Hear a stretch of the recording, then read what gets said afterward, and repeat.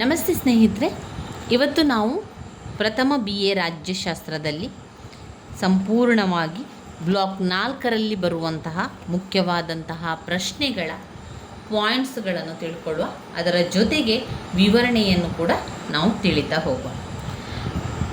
ಪ್ರಥಮ BA ರಾಜ್ಯಶಾಸ್ತ್ರ block 4ರಲ್ಲಿ ಯಾವ ಪ್ರಶ್ನೆಗಳು ತುಂಬಾ ಮುಖ್ಯವಾಗಿದೆ? ಪ್ರಜಾಪ್ರಭುತ್ವದ ಅರ್ಥ,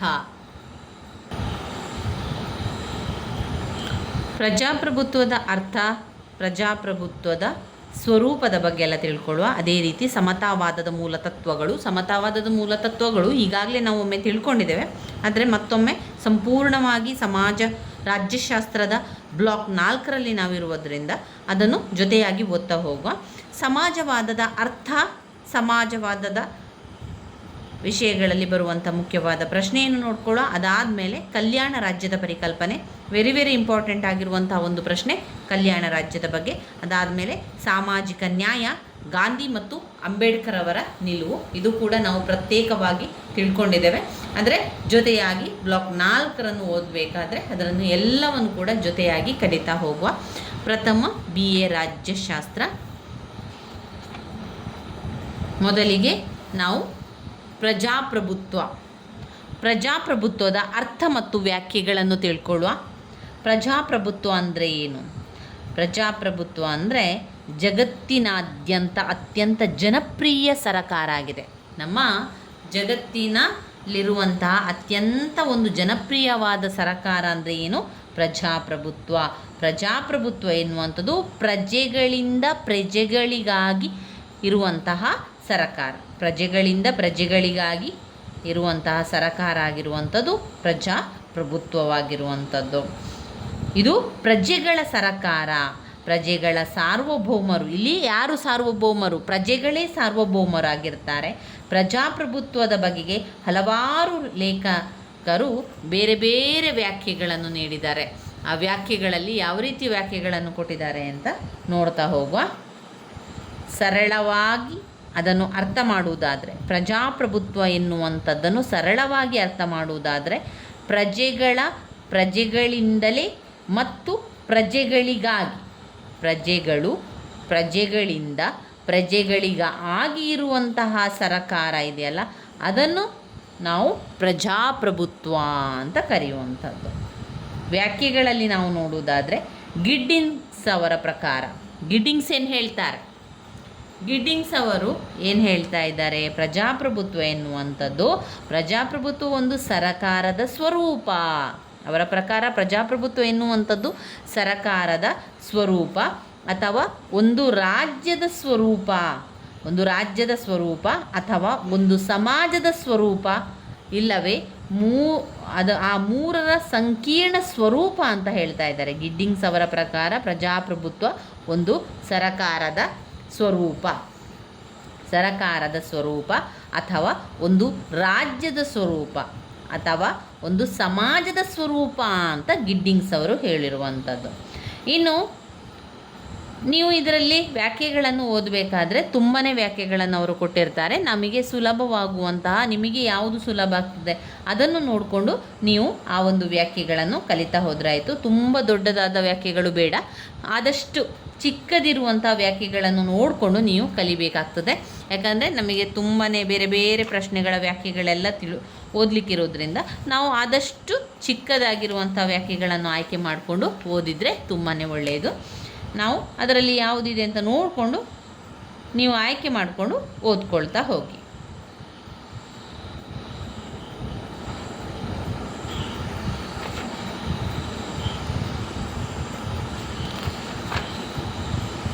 ಇದರಲ್ಲಿ ಮುಖ್ಯವಾಗಿ ಪ್ರಜಾಪ್ರಭುತ್ವದ ತತ್ವಗಳಿದೆ. ಕೆಲವೊಂದು ಪ್ರಜಾಪ್ರಭುತ್ವದ ತತ್ವಗಳಿದೆ. ಪ್ರಜಾಪ್ರಭುತ್ವವು ತನ್ನದೇ ಆದಂತಹ ವಿಶಿಷ್ಟ ಲಕ್ಷಣವನ್ನು ಹೊಂದಿದೆ. ಅದರ ಮೂಲ ತತ್ವಗಳಿಂದಾಗಿ ಇಂದು ಅದು ಅತ್ಯಂತ ಜನಾನುರಾಗವಾದಂಥ ಒಂದು ಸರಕಾರವಾಗಿ ಹೊರಹೊಮ್ಮಿದೆ.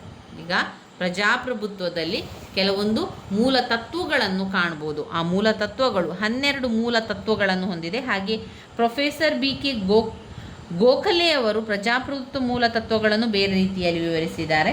ಇಲ್ಲಿ ಪ್ರಜಾಪ್ರಭುತ್ವದ ಮೂಲ ತತ್ವಗಳು ಈ ರೀತಿಯಾಗಿ ಕಾಣ್ಬೋದು. ಒಟ್ಟು 12 ಪಾಯಿಂಟ್ಸ್ಗಳಿದೆ. ನಾನು ನಿಮಗೆ ಹೇಳ್ತಾ ಹೋಗ್ತಾನೆ, ಅರ್ಥ ಮಾಡ್ಕೊಳ್ಳಿ. ಪ್ರಜಾಪ್ರಭುತ್ವದ ಮೂಲ ತತ್ವಗಳು: ಸ್ವಾತಂತ್ರ್ಯವು ಪ್ರಜಾಪ್ರಭುತ್ವದ ಸಾರಸರ್ವಸ್ವ. ಸ್ವಾತಂತ್ರ್ಯವು ಪ್ರಜಾಪ್ರಭುತ್ವದ ಸಾರ ಸರ್ವಸ್ವ. ಆದ್ದರಿಂದ ಪ್ರಜೆಗಳಿಗೆ ವಾಕ್ ಸ್ವಾತಂತ್ರ್ಯ, ಪತ್ರಿಕಾ ಸ್ವಾತಂತ್ರ್ಯ, ಟೀಕಿಸುವ ಸ್ವಾತಂತ್ರ್ಯ, ಭಿನ್ನಾಭಿಪ್ರಾಯ ಹೊಂದಿರುವ ಸ್ವಾತಂತ್ರ್ಯ ಮುಂತಾದವುಗಳನ್ನು ಪ್ರಜಾಪ್ರಭುತ್ವವು ಕೊಡುತ್ತದೆ. 2. ಸಮಾನತೆ ಪ್ರಜಾಪ್ರಭುತ್ವದ ಮತ್ತೊಂದು ಸೂತ್ರ. ಸಮಾನತೆ ಪ್ರಜಾಪ್ರಭುತ್ವದ ಮತ್ತೊಂದು ಸೂತ್ರ. ಕಾನೂನಿನ ಎದುರು ಎಲ್ಲರೂ ಸಮಾನರು. ಕಾನೂನಿನ ಸಮಾಜ ರಕ್ಷಣೆ ಎಲ್ಲರಿಗೂ ಇದೆ. ಎಲ್ಲರಿಗೂ ಸಮಾನ ಮತದಾನದ ಹಕ್ಕು ಇದೆ ಮುಂತಾದವುಗಳನ್ನು ಪ್ರಜಾ ಸರ್ಕಾರ ಅಂಗೀಕರಿಸುತ್ತದೆ. ಸಮಾನತೆ ಎನ್ನುವಂಥದ್ದು ಪ್ರಜಾಪ್ರಭುತ್ವದ ಅಡಿಗಲ್ಲು. ಸಮಾನತೆ ಪ್ರಜಾಪ್ರಭುತ್ವದ ಅಡಿಗಲ್ಲು. 3ನೇ ಪಾಯಿಂಟ್ನಲ್ಲಿ ಜನತೆಯ ಸರಕಾರ. ಜನತೆಯ ಸರಕಾರ ಎಂಬುದು ಪ್ರಜಾಪ್ರಭುತ್ವದ ತಿರುಳು. ಜನತೆಯ ಸರಕಾರ ಎಂಬುದು ಪ್ರಜಾಪ್ರಭುತ್ವದ ತಿರುಳು. ಪ್ರಜಾಪ್ರಭುತ್ವವು ಜನರ ಸರಕಾರವಾಗಿದ್ದು ಜನರಿಂದ ನಿಗದಿತ ಕಾಲಕ್ಕೆ ಆಯ್ಕೆಯಾದ ಪ್ರತಿನಿಧಿಗಳ ಮೂಲಕ ಸರಕಾರ ನಡೆಯುವಂಥದ್ದು. ಪ್ರಜಾಪ್ರಭುತ್ವವು ಜನರ ಸರಕಾರವಾಗಿದ್ದು ಜನರಿಂದ ನಿಗದಿತ ಕಾಲಕ್ಕೆ ಆಯ್ಕೆಯಾದ ಪ್ರತಿನಿಧಿಗಳ ಮೂಲಕ ಸರಕಾರ ನಡೆಯುತ್ತದೆ. ಇನ್ನು ಪಾಯಿಂಟ್ ನಂಬರ್ 4, ನಿಯತಕಾಲಿಕ ಚುನಾವಣೆಗಳು. ನಿಯತಕಾಲಿಕ ಚುನಾವಣೆಗಳು ಅಂದರೆ ಏನು? ನಿಯತಕಾಲಿಕ ಚುನಾವಣೆಗಳು ಅಂದರೆ ಚುನಾವಣೆಗಳನ್ನು ಮಾಡುವಂಥದ್ದು. ಇಲ್ಲಿ ಆಡಳಿತವು ಕೆಲ ವ್ಯಕ್ತಿಗಳ ಕೈಯಲ್ಲಿ ಇರ್ತದೆ. ಕೆಲ ವ್ಯಕ್ತಿಗಳ ಕೈಯಲ್ಲಿ ನಿರಂತರವಾಗಿ ಉಳಿಯದಂತೆ ನಿರ್ದಿಷ್ಟ ಅವಧಿಗೆ ಚುನಾವಣೆಗಳನ್ನು ನಡೆಸುವಂಥ ಅವಕಾಶ ಕೂಡ ಪ್ರಜಾಪ್ರಭುತ್ವದಲ್ಲಿರ್ತದೆ. ಇನ್ನು 5ನೇ ಪಾಯಿಂಟ್ನಲ್ಲಿ ನೋಡಿದರೆ ಇದು ಬಹುಮತದ ಸರಕಾರ. ಇದೇನಾಗಿದೆ? ಬಹುಮತದ ಸರಕಾರ. ಪರೋಕ್ಷ ಪ್ರಜಾಪ್ರಭುತ್ವವು ಬಹುಮತ ತತ್ವದ ಮೇಲೆ ಆಧಾರಿತವಾಗಿರುವುದರಿಂದ ಶಾಸನದ ಸಭೆಯಲ್ಲಿ ತೀವ್ರಾಲೋಚನೆ ಮತ್ತು ಚರ್ಚೆಯ ನಂತರ ಬಹುಮತದಿಂದ ಶಾಸನ ರಚನೆಯಾಗಬೇಕು. ಇನ್ನು 6ನೇ ಪಾಯಿಂಟ್, ಜನರಿಗೆ ತಮಗಿಷ್ಟವಾದ ಪ್ರತಿನಿಧಿಗಳನ್ನು ಆರಿಸುವ ಹಾಗೂ ಮುಂದಿನ ಚುನಾವಣೆಯಲ್ಲಿ ಸರಕಾರವನ್ನು ವಜಾ ಮಾಡುವ ಹಕ್ಕು ಕೂಡ ಇದೆ. ಜನರಿಗೆ ತಮಗಿಷ್ಟವಾದ ಪ್ರತಿನಿಧಿಗಳನ್ನು ಆರಿಸುವ ಹಕ್ಕು ಇದೆ. ಹಾಗೆಯೇ ಮುಂದಿನ ಚುನಾವಣೆಯಲ್ಲಿ ಸರಕಾರವನ್ನು ವಜಾ ಮಾಡುವಂತಹ ಹಕ್ಕು ಕೂಡ ಯಾರಿಗಿರುವಂಥದ್ದು? ಪ್ರಜೆಗಳಿಗೆ, ಜನರಿಗೆ. 7ನೇ ಪಾಯಿಂಟ್, ಸಾರ್ವಜನಿಕ ನೀತಿ ನಿರೂಪಣೆಯ ಬಗ್ಗೆ ಅಭಿಪ್ರಾಯ ವ್ಯಕ್ತಪಡಿಸುವ ಸ್ವಾತಂತ್ರ್ಯ ಪ್ರಜೆಗಳಿರಬೇಕು. ಸಾರ್ವಜನಿಕ ನೀತಿ ನಿರೂಪಣೆಯ ಬಗ್ಗೆ ಅಭಿಪ್ರಾಯ ವ್ಯಕ್ತಪಡಿಸುವಂತಹ ಸ್ವಾತಂತ್ರ್ಯ ಪ್ರಜೆಗಳಿಗಿರಬೇಕು. ಪ್ರಜಾಪ್ರಭುತ್ವದ ಮೂಲ ಗುರಿ ಸರ್ವರ ಕಲ್ಯಾಣದ ಸಾಧನೆಯಾಗಿದೆ. ಪ್ರಜಾಪ್ರಭುತ್ವದ ಮೂಲ ಗುರಿ ಸರ್ವರ ಕಲ್ಯಾಣದ ಸಾಧನೆಯಾಗಿದೆ. 9ನೇ ಪಾಯಿಂಟ್, ವ್ಯಕ್ತಿತ್ವದ ಬೆಳವಣಿಗೆಗೆ ಅವಕಾಶ. ವ್ಯಕ್ತಿತ್ವದ ಬೆಳವಣಿಗೆಗೆ ಅವಕಾಶ. ಪ್ರಜೆಯೇ ಪ್ರಜಾಪ್ರಭುತ್ವದ ಆಧಾರ ಸ್ತಂಭ. ಪ್ರಜೆಯೇ ಪ್ರಜಾಪ್ರಭುತ್ವದ ಆಧಾರ ಸ್ತಂಭ. ಆದ್ದರಿಂದ ಪ್ರಜೆಯ ವ್ಯಕ್ತಿತ್ವದ ಪೂರ್ಣ ವಿಕಾಸಕ್ಕೆ ಅವಕಾಶವಿರಬೇಕು. ಇಂತಹ ಅವಕಾಶ ಬೇರೆ ಯಾವ ಸರಕಾರವೂ ಒದಗಿಸಲಾರದು. 10ನೇ ಪಾಯಿಂಟ್, ರಾಜಕೀಯ ಪಕ್ಷಗಳಿಲ್ಲದೆ ಪ್ರಜಾಪ್ರಭುತ್ವ ಅಸ್ತಿತ್ವದಲ್ಲಿರಲು ಹಾಗೂ ಆಡಳಿತ ನಡೆಸಲು ಸಾಧ್ಯವಿಲ್ಲ. ದ್ವಿಪಕ್ಷ ಪದ್ಧತಿ ಅತ್ಯುತ್ತಮವಾದದ್ದು. ದ್ವಿಪಕ್ಷ ಪದ್ಧತಿ ಅತ್ಯುತ್ತಮವಾದದ್ದು. 11ನೇ ಪಾಯಿಂಟ್, ವಯಸ್ಕ ಮತದಾನವು ಪ್ರಜಾಪ್ರಭುತ್ವದ ಆಧಾರ. ವಯಸ್ಕ ಮತದಾನವು ಪ್ರಜಾಪ್ರಭುತ್ವದ ಆಧಾರ. 12ನೇ ಪಾಯಿಂಟ್, ಕಾನೂನು ಅಧಿಪತ್ಯಕ್ಕೆ ಪ್ರಾಮುಖ್ಯತೆ ಕೊಡುವುದು. ಕಾನೂನು ಅಧಿಪತ್ಯಕ್ಕೆ ಪ್ರಾಮುಖ್ಯತೆ ಕೊಡುವುದು. ಇವಿಷ್ಟು ನಮ್ಮ ಪ್ರಜಾಪ್ರಭುತ್ವದ ಮೂಲ ತತ್ವಗಳಲ್ಲಿ ಇರುವಂತಹ ವಿಚಾರ ಆಗಿದೆ. ಇನ್ನು ಪ್ರೊಫೆಸರ್ BK ಗೋಖಲೆಯವರು ಪ್ರಜಾಪ್ರಭುತ್ವದ ಮೂಲ ತತ್ವಗಳನ್ನು ಈ ರೀತಿಯಾಗಿ ಪಟ್ಟಿ ಮಾಡಿರ್ತಾರೆ. ಅವರ ಪ್ರಕಾರ ಪ್ರಜಾಪ್ರಭುತ್ವ ಯಾವುದೆಲ್ಲ ತತ್ವಗಳನ್ನು ಹೊಂದಿರಬೇಕು ಅಂತ ಹೇಳಿದರೆ, ಈ ಪ್ರಜಾಪ್ರಭುತ್ವವು ವ್ಯಕ್ತಿಗಳಿಗೆ ವಾಕ್ ಸ್ವಾತಂತ್ರ್ಯ ಕೊಡ್ತದೆ. ವಾಕ್ ಸ್ವಾತಂತ್ರ್ಯ ಅಂತ ಹೇಳಿದರೆ ಮಾತನಾಡುವಂತಹ ಸ್ವಾತಂತ್ರ್ಯ, ಟೀಕಿಸುವ ಸ್ವಾತಂತ್ರ್ಯ, ವಿಚಾರ ಸ್ವಾತಂತ್ರ್ಯ, ಭಿನ್ನಾಭಿಪ್ರಾಯ ಹೊಂದುವ ಸ್ವಾತಂತ್ರ್ಯ ಮುಂತಾದವುಗಳನ್ನು ನೀಡುತ್ತದೆ. ಎರಡನೇ ಪಾಯಿಂಟ್, ಹಲವಾರು ವಿಚಾರಗಳು ಮತ್ತು ಸಿದ್ಧಾಂತಗಳು ಅಸ್ತಿತ್ವದಲ್ಲಿರಲು ಅವಕಾಶವನ್ನು ಕೊಡುತ್ತದೆ. ಹಲವಾರು ವಿಚಾರಗಳು ಮತ್ತು ಸಿದ್ಧಾಂತಗಳು ಅಸ್ತಿತ್ವದಲ್ಲಿರಲು ಅವಕಾಶವನ್ನು ಕೊಡುತ್ತದೆ. ಪಾಯಿಂಟ್ ನಂಬರ್ 3, ಪ್ರಜಾಪ್ರಭುತ್ವವು ಉಪಯೋಗಕ್ಕೆ ವಿರುದ್ಧವಾಗಿದೆ. ಪ್ರಜಾಪ್ರಭುತ್ವವು ಉಪಯೋಗಕ್ಕೆ ವಿರುದ್ಧವಾಗಿದೆ. ಪಾಯಿಂಟ್ ನಂಬರ್ 4, ಪ್ರಜಾಪ್ರಭುತ್ವವು ಬಲಪ್ರಯೋಗಕ್ಕೆ ವಿರುದ್ಧವಾಗಿದೆ. ಪ್ರಜಾಪ್ರಭುತ್ವವು ಬಲಪ್ರಯೋಗಕ್ಕೆ ವಿರುದ್ಧವಾಗಿದೆ. ಪಾಯಿಂಟ್ ನಂಬರ್ 5, ಸ್ವಾತಂತ್ರ್ಯ ಮತ್ತು ಸಮಾನತೆಯ ತಳಹದಿಯ ಮೇಲೆ ಪ್ರಜಾಪ್ರಭುತ್ವ ನಿಂತಿದೆ. ಸ್ವಾತಂತ್ರ್ಯ ಮತ್ತು ಸಮಾನತೆಯ ತಳಹದಿಯ ಮೇಲೆ ಪ್ರಜಾಪ್ರಭುತ್ವ ನಿಂತಿದೆ. ಪ್ರೊಫೆಸರ್ BK ಗೋಖಲೆಯವರು ಹೇಳಿರುವಂತಹ ತತ್ವ. ಪ್ರಜಾಪ್ರಭುತ್ವದಲ್ಲಿ ಈ ರೀತಿಯಂಥ ವಿಚಾರಗಳಿರಬೇಕು ಅಂತ ಗೋಖಲೆಯವರು ತಿಳಿಸಿರುವಂಥದ್ದು. ಪಾಯಿಂಟ್ ನಂಬರ್ 6, ಪರಮಾಧಿಕಾರವು ಜನತೆಯಲ್ಲಿರುವ ಸರಕಾರಿ ವ್ಯವಸ್ಥೆಯಾಗಿದೆ. ಪಾಯಿಂಟ್ ನಂಬರ್ 7, ಪ್ರಜಾಪ್ರಭುತ್ವ ಬಹುಮತ ತತ್ವದ ಆಡಳಿತ, ಜೊತೆಗೆ ಅಲ್ಪಸಂಖ್ಯಾತರಿಗೂ ಸಂಪೂರ್ಣ ರಕ್ಷಣೆ ನೀಡುತ್ತದೆ. ಪಾಯಿಂಟ್ ನಂಬರ್ 8, ವಯಸ್ಕ ಮತದಾನವು ಯಾವುದೇ ಬಲಾತ್ಕಾರಕ್ಕೆ ಒಳಗಾಗದ ಗುಪ್ತ ಮತದಾನವಾಗಿರುತ್ತದೆ. ವಯಸ್ಕ ಮತದಾನವು ಯಾವುದೇ ಬಲಾತ್ಕಾರಕ್ಕೆ ಒಳಗಾಗದ ಗುಪ್ತ ಮತದಾನವಾಗಿರುತ್ತದೆ.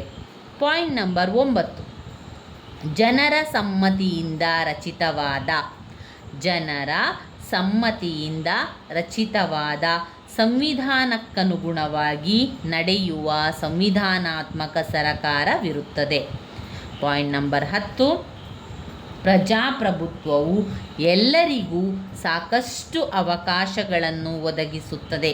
ಪ್ರಜಾಪ್ರಭುತ್ವವು ಎಲ್ಲರಿಗೂ ಸಾಕಷ್ಟು ಅವಕಾಶಗಳನ್ನು ಒದಗಿಸುತ್ತದೆ. ಪ್ರತಿಯೊಬ್ಬರ ಅಸ್ತಿತ್ವವನ್ನು ಗುರುತಿಸಿ ಎಲ್ಲರಿಗೂ ಸಂಪೂರ್ಣ ನ್ಯಾಯವನ್ನು ಒದಗಿಸುತ್ತದೆ. ಪಾಯಿಂಟ್ ನಂಬರ್ 11, ಇದು ಸರ್ವರ ಕಲ್ಯಾಣ ಮತ್ತು ಪ್ರಗತಿಯ ಉದ್ದೇಶವನ್ನು ಹೊಂದಿರುತ್ತದೆ. ಇದು ಸರ್ವರ ಕಲ್ಯಾಣ ಮತ್ತು ಪ್ರಗತಿಯ ಉದ್ದೇಶವನ್ನು ಹೊಂದಿರುತ್ತದೆ. 12ನೇ ಪಾಯಿಂಟ್, ಸರಕಾರಗಳನ್ನು ಶಾಂತಿಯುತ ಮತ್ತು ಸಂವಿಧಾನಾತ್ಮಕ ಮಾರ್ಗಗಳ ಮೂಲಕ ಬದಲಾಯಿಸುತ್ತದೆ. ಸರಕಾರಗಳನ್ನು ಶಾಂತಿಯುತ ಮತ್ತು ಸಂವಿಧಾನಾತ್ಮಕ ಮಾರ್ಗಗಳ ಮೂಲಕ ಬದಲಾಯಿಸುತ್ತದೆ. ಇವಿಷ್ಟು ನಮ್ಮ ಪ್ರಜಾಪ್ರಭುತ್ವದ ಮೂಲ ತತ್ವಗಳು. ಅದರಲ್ಲೂ ಕೂಡ ಇವಿಷ್ಟು 12 ತತ್ವಗಳು ಗೋಖಲೆಯವರು ಪ್ರಜಾಪ್ರಭುತ್ವದ ಮೂಲ ತತ್ವಗಳನ್ನು ಅವರು ಪಟ್ಟಿ ಮಾಡಿರುವಂತಹ ರೀತಿಯಾಗಿದೆ. ಇನ್ನು ಪ್ರಜಾಪ್ರಭುತ್ವದ ವಿಧಗಳೇನು? ಪ್ರಜಾಪ್ರಭುತ್ವದಲ್ಲಿ 2 ಪಾಯಿಂಟ್ಸ್ಗಳನ್ನು ವಿಧಗಳಾಗಿ ಕಾಣ್ಬೋದು. ಪ್ರಜಾಪ್ರಭುತ್ವದಲ್ಲಿ 2 ಪ್ರಕಾರಗಳಿದೆ. ಯಾವುದೆಲ್ಲ? ಪ್ರತ್ಯಕ್ಷ ಪ್ರಜಾಪ್ರಭುತ್ವ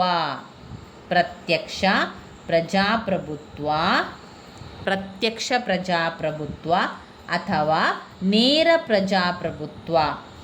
ಎರಡನೇದು ಪರೋಕ್ಷ ಪ್ರಜಾಪ್ರಭುತ್ವ ಅಥವಾ ಪ್ರತಿನಿಧಿಕ ಪ್ರಜಾಪ್ರಭುತ್ವ. ಪ್ರತ್ಯಕ್ಷ ಪ್ರಜಾಪ್ರಭುತ್ವ ಅಥವಾ ನೇರ ಪ್ರಜಾಪ್ರಭುತ್ವ. 2 ಪರೋಕ್ಷ ಪ್ರಜಾಪ್ರಭುತ್ವ ಅಥವಾ ಪ್ರತಿನಿಧಿಕ ಪ್ರಜಾಪ್ರಭುತ್ವ. ಅಂದರೆ ಪ್ರತ್ಯಕ್ಷ ಪ್ರಜಾಪ್ರಭುತ್ವ ಅಂದರೆ ಏನು? ಈ ಪ್ರತ್ಯಕ್ಷ ಪ್ರಜಾಪ್ರಭುತ್ವ ಅಂತ ಹೇಳಿದರೆ ಇಲ್ಲಿ ಪ್ರಜೆಗಳೇನು ಮಾಡ್ತಾರೆ, ನೇರವಾಗಿ ರಾಜ್ಯದ ಆಡಳಿತದಲ್ಲಿ ಭಾಗವಹಿಸ್ತಾರೆ. ಜನತೆಯ ಇಚ್ಛೆ ನೇರವಾಗಿ ಇಲ್ಲಿ ತಿಳಿಸ್ಕೊಡ್ತಾರೆ. ಅಷ್ಟೇ ಅಲ್ಲದೆ ಅದು ನೇರ ಪ್ರಜಾಪ್ರಭುತ್ವವೆಂದು ಜೇಮ್ಸ್ ಗಾರ್ನರ್ ಅವರು ಹೇಳಿದ್ದಾರೆ. ಈ ಪದ್ಧತಿಯಲ್ಲಿ ಕಾನೂನು ರಚಿಸುವ, ಅವುಗಳನ್ನು ಅನುಷ್ಠಾನಕ್ಕೆ ತರುವ ಹಾಗೂ ನ್ಯಾಯ ವಿತರಣೆಯ ಕಾರ್ಯದಲ್ಲಿ ಎಲ್ಲ ಪ್ರಜೆಗಳು ಪ್ರತ್ಯಕ್ಷವಾಗಿ ತೊಡಗುತ್ತಾರೆ. ರೂಸೋ ನೇರ ಪ್ರಜಾಪ್ರಭುತ್ವದ ಪ್ರಬಲ ಪ್ರತಿಪಾದಕನಾಗಿದ್ದನು. ಆದರೆ ನೇರ ಪ್ರಜಾಪ್ರಭುತ್ವ ಇಂದು ಕಾಣಸಿಗುವುದು ಅಪರೂಪವಾಗಿದೆ. ನೇರ ಪ್ರಜಾಪ್ರಭುತ್ವವನ್ನು ಇಂದಿನ ಬೃಹತ್ ರಾಷ್ಟ್ರಗಳಲ್ಲಿ ಕಾರ್ಯಾಚರಣೆಗೆ ತರುವುದು ಸಾಧ್ಯ ಇಲ್ಲ. ಈ ವ್ಯವಸ್ಥೆ ಚಿಕ್ಕ ರಾಷ್ಟ್ರಗಳಲ್ಲಿ ಕಾರ್ಯಸಾಧ್ಯ. ಹಿಂದೆ ಏನು ಮಾಡಿದರು? ಗ್ರೀಕ್ ನಗರ ರಾಜ್ಯಗಳಲ್ಲಿ ನೇರ ಪ್ರಜಾಪ್ರಭುತ್ವ ಅಸ್ತಿತ್ವದಲ್ಲಿತ್ತು. ಆಧುನಿಕ ಕಾಲದಲ್ಲಿ ಈ ಪದ್ಧತಿಯು ಸ್ವಿಟ್ಜರ್ಲೆಂಡ್ನಲ್ಲಿ ಅಸ್ತಿತ್ವದಲ್ಲಿದೆ.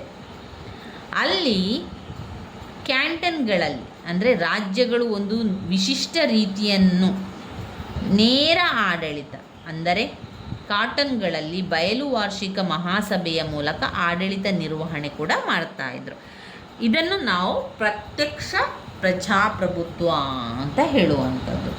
ಪ್ರತ್ಯಕ್ಷವಾಗಿ ಪ್ರಜಾಪ್ರಭುತ್ವದಲ್ಲಿ ಜನರು ನೇರವಾಗಿ ಭಾಗವಹಿಸುವುದು.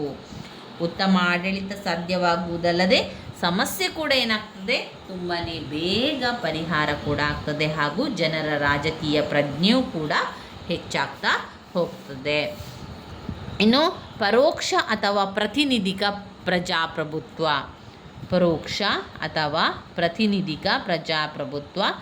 ಪರೋಕ್ಷ ಅಥವಾ ಪ್ರತಿನಿಧಿಕ ಪ್ರಜಾಪ್ರಭುತ್ವದಲ್ಲಿ ಜನರು ತಮ್ಮ ಪರಮಾಧಿಕಾರವನ್ನು ಪ್ರತಿನಿಧಿಗಳ ಮೂಲಕ ಚಲಾಯಿಸ್ತಾರೆ.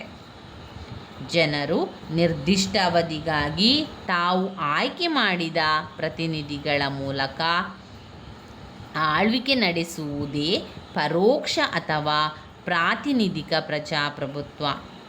ಆಧುನಿಕ ಕಾಲದ ವಿಶಾಲ ರಾಜ್ಯದಲ್ಲಿ ಎಲ್ಲ ಜನರು ಕೂಡ ಒಂದೆಡೆ ರಾಜ್ಯದ ನೀತಿಗಳನ್ನು ರೂಪಿಸುವುದು ಸಾಧ್ಯವಿಲ್ಲದ ಮಾತು. ಈಗ ನಾವೀಗ ಒಂದು ಪಾಯಿಂಟ್ಸನ್ನು ಓದ್ಕೊಳ್ತೇವೆ. ರಾಜ್ಯಶಾಸ್ತ್ರದಲ್ಲಿ ಪ್ರಜಾಪ್ರಭುತ್ವದ ವಿಧಗಳು ಅಂತ ಓದಿದಾಗ ಆ ಪಾಯಿಂಟ್ಸ್ಗಳನ್ನು ನೀವು ಬಾಯ್ಪಾಠ ಮಾಡಿಕೊಳ್ಳಿ. ಪಾಯಿಂಟ್ಸ್ಗಳನ್ನೆರಡನ್ನು ಸರಿಯಾಗಿ ಕಲಿತ ನಂತರ ವಿವರಣೆಯನ್ನು ನೋಡಬೇಕು. ವಿವರಣೆಯನ್ನು ಬಾಯ್ಪಾಠ ಮಾಡಬೇಕಾ? ಇಲ್ಲ, ವಿವರಣೆಯನ್ನು ನೀವು ಬಾಯ್ಪಾಠ ಮಾಡಲಿಕ್ಕಿಲ್ಲ. ಯಾಕಂದರೆ ನಮಗೆ ಸಾಕಷ್ಟು ವಿವರಣೆಯನ್ನು ಅವರು ಕೊಟ್ಟಿದ್ದಾರೆ, ಅದನ್ನೆಲ್ಲವನ್ನು ಕೂಡ ಬಾಯ್ಪಾಠ ಮಾಡಲಿಕ್ಕೆ ಸಾಧ್ಯ ಇಲ್ಲ. ಅದಕ್ಕೆ ನಾವೇನು ಮಾಡಬೇಕು? ಪಾಯಿಂಟ್ಸನ್ನು ಮಾತ್ರ ಬಾಯ್ಪಾಠ ಮಾಡಿಕೊಳ್ಳುವಂಥದ್ದು. ನಂತರ ಉಳಿದಿರುವಂತಹ ವಿವರಣೆ ಇದೆಯಲ್ಲ, ಒಮ್ಮೆ ಓದ್ತಾ ಹೋಗುವಂಥದ್ದು. ನಮಗೆ ಅವಾಗ ಎಷ್ಟು ಅರ್ಥ ಆಗಿದೆ ಆ ಒಂದು ರೀತಿಯಲ್ಲಿ ಓದ್ತಾ ಹೋಗುವಂಥದ್ದು. ಈಗ ನಾನು ಇದರಲ್ಲಿ ನಿಮಗೆ ಯಾವ ರೀತಿ ಹೇಳ್ತಾ ಇದ್ದೆ, ಈ ಪ್ರಜಾಪ್ರಭುತ್ವವು ಒಂದೆಡೆ ರಾಜ್ಯದ ನೀತಿಗಳನ್ನು ರೂಪಿಸುವುದು ಸಾಧ್ಯ ಇಲ್ಲ ಎನ್ನುವಂಥ ಮಾತು ಕೂಡ ಕೇಳ್ತದೆ. ಆದ್ದರಿಂದ ಜನರು ತಾವು ಆರಿಸಿದ ಪ್ರತಿನಿಧಿಗಳ ಮೂಲಕ ಈ ಕಾರಣಗಳನ್ನು ನಡೆಸ್ತಾರೆ. ತಾವು ಚುನಾಯಿಸಿದ ಪ್ರತಿನಿಧಿಗಳೇ ಜನರು ಚರ್ಚೆ ಮಾಡುವ ಹಾಗೂ ನಿರ್ಣಯವನ್ನು ಕೈಗೊಳ್ಳುವ ಅಧಿಕಾರ ನೀಡಿರ್ತಾರೆ. ಈ ಪ್ರತಿನಿಧಿಗಳು ಕಾಲಕಾಲಕ್ಕೆ ನಿರ್ದಿಷ್ಟ ಅವಧಿಗಾಗಿ ಆಯ್ಕೆಯಾಗ್ತಾರೆ.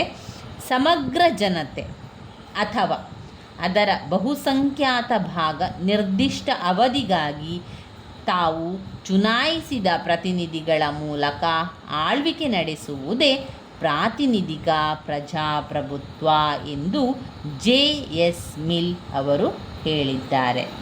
ಅವರೇನು ಹೇಳ್ತಾ ಇದ್ದಾರೆ? ಜೆ.ಎಸ್. ಮಿಲ್ ಅವರು ಪ್ರಾತಿನಿಧಿತ್ವದಲ್ಲಿ ಅಂತಿಮ ಅಧಿಕಾರ ಪ್ರಜೆಗಳಲ್ಲಿಯೇ ಇರ್ತದೆ. ಎಷ್ಟೇ ಏನೇ ಮಾಡಿದರೂ ಕೂಡ ಕೊನೆಗೆ ಅದು ಪ್ರಜೆಗಳ ಕೈಯಲ್ಲಿರ್ತದೆ ಅಂತ ಯಾರು ಹೇಳಿದರು? ಜೆ.ಎಸ್. ಮಿಲ್ ಅವರು ಹಾಗೆ ಹೇಳಿದರು. ಪ್ರಜಾಪ್ರಭುತ್ವ ಮಾಡ್ತಾ ಇದ್ದಾರೆ, ಪ್ರಜೆಗಳಿಂದ ಪ್ರಜೆಗಳಿಗಾಗಿ ಪ್ರಜೆಗಳಿಗೋಸ್ಕರ ಮಾಡುವಂತಹ ಸರ್ಕಾರ ಏನೇ ಕೆಲಸ ಕಾರ್ಯಗಳನ್ನು ಮಾಡಿದರೂ ಕೂಡ ಕೊನೆಯಲ್ಲಿ ಅದರ ಅಧಿಕಾರ ಇರುವಂಥದ್ದು ಪ್ರಜೆಗಳಲ್ಲಿ. ಆದರೆ ನಮ್ಮ ಅಧಿಕಾರವನ್ನು ನೇರವಾಗಿ ಚಲಾಯಿಸದೆ ಪ್ರತಿನಿಧಿಗಳ ಮೂಲಕ ಚಲಾವಣೆಯನ್ನು ಮಾಡ್ತಾರೆ. ಪ್ರಜೆಗಳಿಂದ ಶಾಸಕಾಂಗಕ್ಕೆ ಆರಿಸಲ್ಪಟ್ಟ ಪ್ರತಿನಿಧಿಗಳ ಮತದಾರರ ಇಚ್ಛೆಗೆ ಅನುಗುಣವಾಗಿ ಶಾಸನವನ್ನು ರಚಿಸುವ, ರಾಜ್ಯಾಡಳಿತ ನಡೆಸುವ ಅಧಿಕಾರ ಹೊಂದಿರುತ್ತಾರೆ.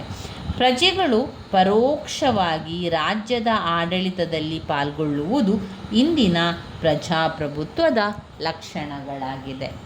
ಆದುದರಿಂದ ಇಂದಿನ ಪ್ರಜಾಪ್ರಭುತ್ವಗಳನ್ನು ಪರೋಕ್ಷ ಅಥವಾ ಪ್ರಾತಿನಿಧಿಕ ಪ್ರಜಾಪ್ರಭುತ್ವಗಳೆಂದು ಹೇಳಲಾಗಿದೆ. ಇನ್ನು ಬರುವಂಥದ್ದು ಪ್ರಜಾಪ್ರಭುತ್ವದ ಯಶಸ್ಸಿಗೆ ಅಗತ್ಯವಾದಂತಹ ಅಂಶಗಳು.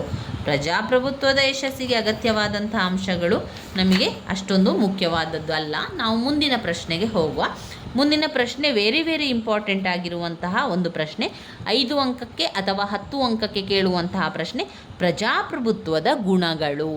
ಪ್ರಜಾಪ್ರಭುತ್ವದ ಗುಣಗಳನ್ನು ಬರೆಯಿರಿ ಅಂತ ಕೇಳ್ತಾರೆ. ಇದರಲ್ಲಿ ಕೆಲವೊಂದಷ್ಟು ಪಾಯಿಂಟ್ಸ್ಗಳನ್ನು ಕೊಟ್ಟಿದ್ದಾರೆ. ಅದರಲ್ಲಿ ಮುಖ್ಯವಾಗಿರುವಂತಹ ವಿಚಾರವನ್ನು ನಾನು ಇಲ್ಲಿ ಅಂಡರ್ಲೈನನ್ನು ಮಾಡಿಕೊಂಡಿರುವಂಥದ್ದು. ನೀವು ಕೂಡ ಆ ರೀತಿ ಗೆರೆಯನ್ನು ಹಾಕಿ ಇಟ್ಕೊಂಡು ಓದ್ಕೊಳ್ಬೇಕು. ಅದನ್ನೇ ಪಾಯಿಂಟ್ಸ್ ಆಗಿ ತಗೊಳ್ಳುವಂಥದ್ದು.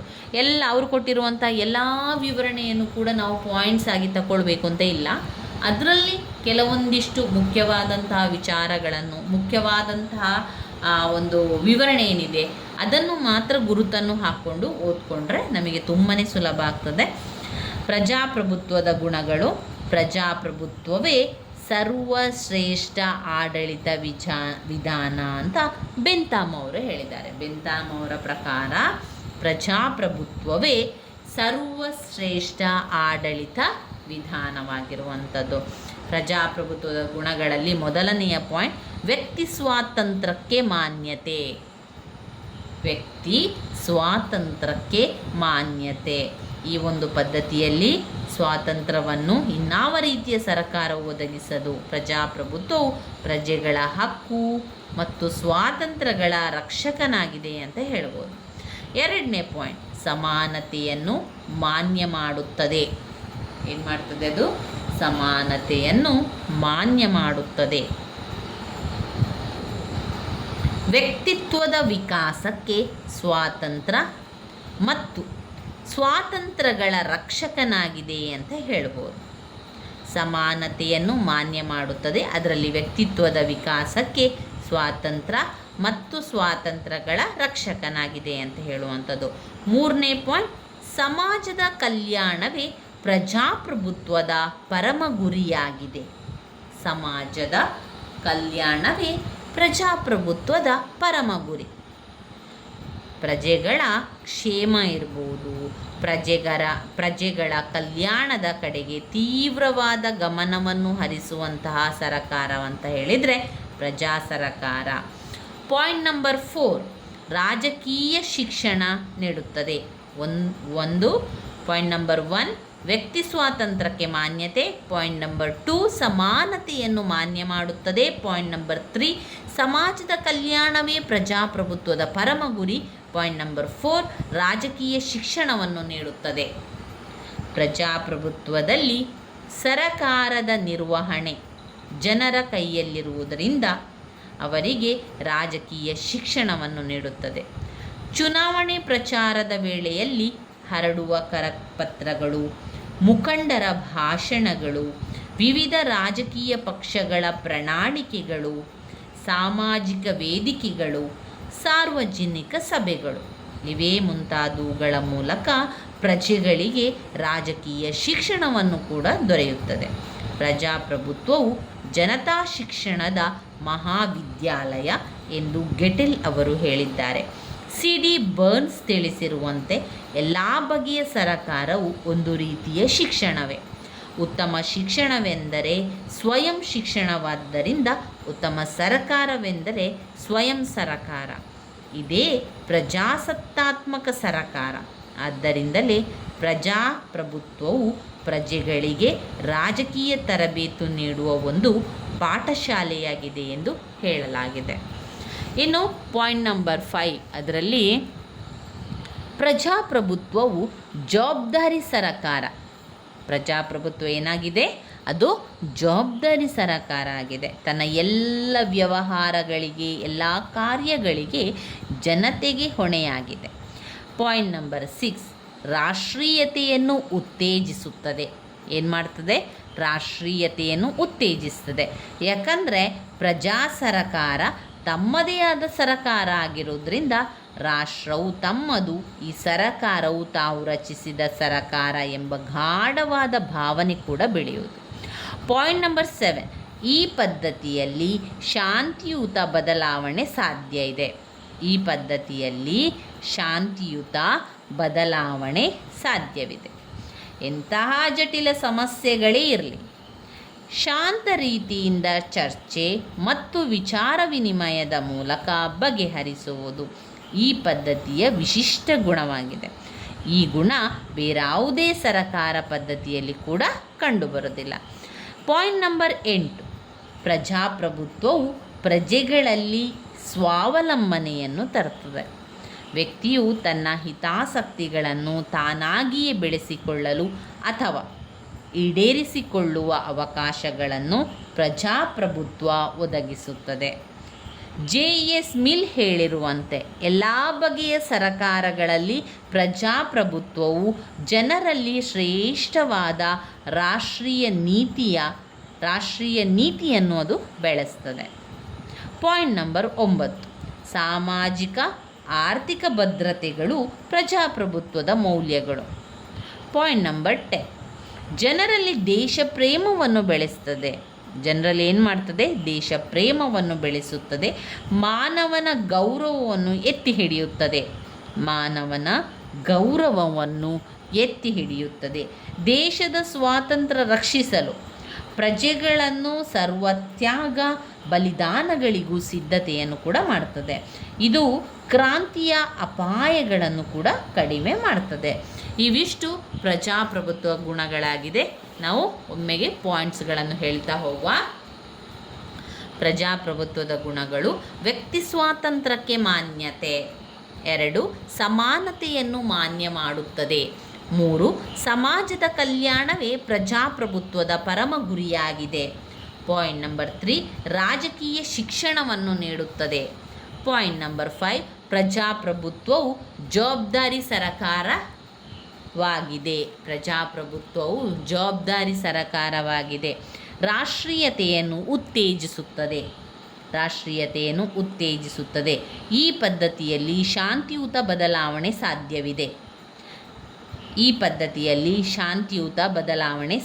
ಇದೆ. ಪ್ರಜಾಪ್ರಭುತ್ವವು ಪ್ರಜೆಗಳಲ್ಲಿ ಸ್ವಾವಲಂಬನೆ ತರುತ್ತದೆ.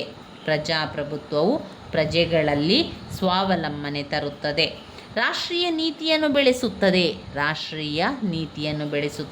9, ಸಾಮಾಜಿಕ ಮತ್ತು ಆರ್ಥಿಕ ಭದ್ರತೆಗಳು ಪ್ರಜಾಪ್ರಭುತ್ವದ ಮೌಲ್ಯಗಳು. ಸಾಮಾಜಿಕ ಮತ್ತು ಆರ್ಥಿಕ ಭದ್ರತೆಗಳು ಪ್ರಜಾಪ್ರಭುತ್ವದ ಮೌಲ್ಯಗಳು. 10, ಜನರಲ್ಲಿ ದೇಶ ಪ್ರೇಮ ಬೆಳೆಸುತ್ತದೆ. ಮಾನವನ ಗೌರವವನ್ನು ಎತ್ತಿ ಹಿಡಿಯುತ್ತದೆ. ದೇಶದ ಸ್ವಾತಂತ್ರ್ಯ ರಕ್ಷಿಸಲು ಪ್ರಜೆಗಳನ್ನು ಸರ್ವತ್ಯಾಗ ಬಲಿದಾನಗಳಿಗೂ ಸಿದ್ಧತೆಯನ್ನು ಮಾಡುತ್ತದೆ. ಇದು ಕ್ರಾಂತಿಯ ಅಪಾಯಗಳನ್ನು ಕಡಿಮೆ ಮಾಡುತ್ತದೆ. ಇದೇನು ಮಾಡ್ತದೆ? ಕ್ರಾಂತಿಯ ಅಪಾಯಗಳನ್ನು ಕಡಿಮೆ ಮಾಡ್ತದೆ. ಅವಿಷ್ಟು ಪ್ರಜಾಪ್ರಭುತ್ವದ ಗುಣಗಳಲ್ಲಿ ಬರುವಂಥ ವಿಚಾರ. ಪ್ರಜಾಪ್ರಭುತ್ವ ಎಂದರೆ ಏನು? ಪ್ರಜೆಗಳಿಂದ ಪ್ರಜೆಗಳಿಗಾಗಿ ಇರುವಂತಹ ಸರಕಾರವೇ ಯಾವುದಾಗಿರ್ತದೆ? ಪ್ರಜಾಪ್ರಭುತ್ವ ಆಗಿರ್ತದೆ. ಇವಿಷ್ಟು ಪಾಠ ಆಯಿತು. ಇನ್ನು ಬರುವಂಥದ್ದು ಸಮತಾವಾದದ ಅರ್ಥ, ಮೂಲತತ್ವಗಳು. ಸಮತಾವಾದದ ಮೂಲತತ್ವವನ್ನು 15 ಅಂಕಕ್ಕೆ ಕೇಳಿದ್ದಾರೆ. ಮೊದಲಿಗೆ ಸಮತಾವಾದದ ಅರ್ಥವನ್ನು ತಿಳ್ಕೊಳ್ಳುವ. ಸಮತಾವಾದ ಅಂದ್ರೇನು? ಎಲ್ಲರಿಗೂ ಸಮಾನವಾದ ಬಟ್ಟೆ, ವಸತಿ, ಊಟ, ಜೀವನದ ಅವಶ್ಯಕತೆಗಳು ಎಲ್ಲವನ್ನು ಕೂಡ ಸಮಾನವಾಗಿ ಹಂಚುವಂಥದ್ದು ಏನು? ಸಮತಾವಾದ. ಸಮತಾವಾದ ಅಂದರೆ ಎಲ್ಲರಿಗೂ ಕೂಡ ಸಮಾನವಾಗಿ ಬಟ್ಟೆ, ಊಟ, ವಸತಿ, ಜೀವನ ಅವಶ್ಯಕತೆಗಳನ್ನು ಒದಗಿಸುವಂಥದ್ದು, ಉಚಿತವಾಗಿ ಒದಗಿಸುವಂಥ ಸೇವೆಯನ್ನು ಸಮತಾವಾದ ಅಂತ ಕರೆಯುವಂಥದ್ದು. ಇನ್ನು ಬಂಡವಾಳಶಾಹಿಯ ಬಂಡವಾಳಶಾಹಿಯ ಅನಿಷ್ಟಗಳನ್ನು ನಿರ್ಮೂಲನೆ ಮಾಡಲು ಕ್ರಾಂತಿಯ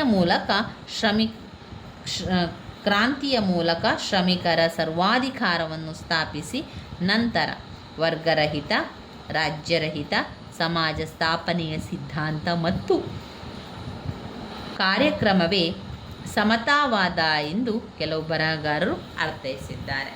ಇವಿಷ್ಟು ಸಮತಾವಾದದ ಅರ್ಥ.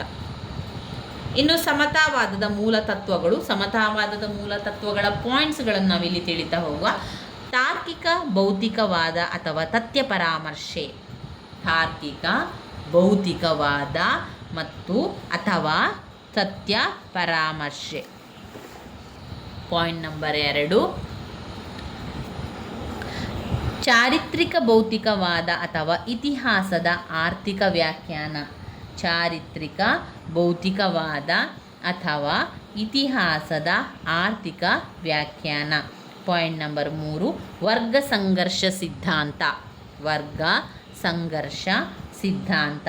ಪಾಯಿಂಟ್ ನಂಬರ್ 4, ಅಧಿಕ ಮೌಲ್ಯ ಸಿದ್ಧಾಂತ. ಅಧಿಕ ಮೌಲ್ಯ ಸಿದ್ಧಾಂತ. 5, ಕ್ರಾಂತಿ ಅನಿವಾರ್ಯ. ಕ್ರಾಂತಿ ಅನಿವಾರ್ಯ. 6, ಕಾರ್ಮಿಕರ ಸರ್ವಾಧಿಕಾರ. ಕಾರ್ಮಿಕರ ಸರ್ವಾಧಿಕಾರ. 7ನೇ ಪಾಯಿಂಟ್, ರಾಜ್ಯ ನಶಿಸುವಿಕೆ. ರಾಜ್ಯ ರಹಿತ ಮತ್ತು ವರ್ಗರಹಿತ ಸಮಾಜ. ರಾಜ್ಯ ನಶಿಸುವಿಕೆ. ಸಮತಾವಾದದ ಮೂಲತತ್ವಗಳಲ್ಲಿ ತಾರ್ಕಿಕ ಭೌತಿಕವಾದ ಅಥವಾ ತಥ್ಯ ಪರಾಮರ್ಶೆ ಎನ್ನುವಂಥದ್ದು ಮನುಷ್ಯನ ಮನಸ್ಸಿನಲ್ಲಿ ಒಂದು ವಿಚಾರ ಹುಡುತ್ತದೆ, ತರ್ಕ ಮಾಡುವಂಥದ್ದು, ತರ್ಕ ಮಾಡಿ ಅದನ್ನು ಹೇಳುವಂಥದ್ದು, ಅದು ಅದೇ ರೀತಿ ಇದೆ ಎನ್ನುವಂಥದ್ದು ಒತ್ತಿ ಹೇಳುವಂಥದ್ದು, ಅದರ ವಿರುದ್ಧವಾಗಿ ಒಂದು ಪ್ರತಿವಾದ ಕೂಡ ಹುಡ್ತದೆ. ಅದಕ್ಕೆ ನಾವು ವಾದ ಪ್ರತಿವಾದ ಅಂತ ಹೇಳ್ತೇವೆ. ಅದರ ನಡುವೆ ಘರ್ಷಣೆ ಕೂಡ ನಡೀತದೆ. ತಾರ್ಕಿಕ ಭೌತಿಕವಾದ ಅಥವಾ ತಥ್ಯ ಪರಾಮರ್ಶೆಯ ಮೂಲಕ ಅದನ್ನು ವಿಮರ್ಶೆ ಮಾಡುವಂಥದ್ದು, ಅದನ್ನು ವಿಮರ್ಶನೆ ಮಾಡಿ ಅದಕ್ಕೆ ನಾವೊಂದು ಉತ್ತರವನ್ನು ಕಂಡುಕೊಳ್ಳುವಂಥದ್ದು, ವಿರುದ್ಧವಾಗಿ ಪುನಃ ಪ್ರತಿವಾದ ಮಾಡುವಂಥದ್ದು, ಅದರ ಬಗ್ಗೆ ಸಮನ್ವಯ ಹುಟ್ಟುವಂಥದ್ದು. ಹೀಗೆ ವಾದ ಪ್ರತಿವಾದ ಸಮನ್ವಯಗಳ ಚಕ್ರ ನಿರಂತರವಾಗಿ ಸಾಗುತ್ತಲೇ ಇರ್ತದೆ. ಪಾಯಿಂಟ್ ನಂಬರ್ 2, ಚಾರಿತ್ರಿಕ ಭೌತಿಕವಾದ ಅಥವಾ ಇತಿಹಾಸದ ಆರ್ಥಿಕ ವ್ಯಾಖ್ಯಾನ. ಚಾರಿತ್ರಿಕ ಭೌತಿಕವಾದ ಅಥವಾ ಇತಿಹಾಸದ ಆರ್ಥಿಕ ವ್ಯಾಖ್ಯಾನ ಎನ್ನುವಂಥದ್ದು ಸಮಾಜದಲ್ಲಿನ ಸಂಘ ಸಂಸ್ಥೆಗಳಿರ್ಬೋದು, ಮತ ಧರ್ಮ ಸಂಸ್ಕೃತಿ ಆಚಾರ ವಿಚಾರ ಆದರ್ಶಗಳೆಲ್ಲ ಪ್ರಚಲಿತ ಆರ್ಥಿಕ ಪದ್ಧತಿಯನ್ನು ಆಧರಿಸುತ್ತದೆ. ಉತ್ಪಾದನಾ ಮತ್ತು ವಿತರಣಾ ಪದ್ಧತಿಗಳು ರಾಜಕೀಯ ಹಾಗೂ ಆಧ್ಯಾತ್ಮಿಕ ಜೀವನವನ್ನು ಸಹ ನಿರ್ಧರಿಸುತ್ತದೆ. ಉತ್ಪಾದನಾ ಪದ್ಧತಿಯು ಬದಲಾದಾಗ ಎಲ್ಲ ಸಾಮಾಜಿಕ ಸಂಬಂಧಗಳು ಆದರ್ಶಗಳು ಬದಲಾಗುತ್ತದೆ.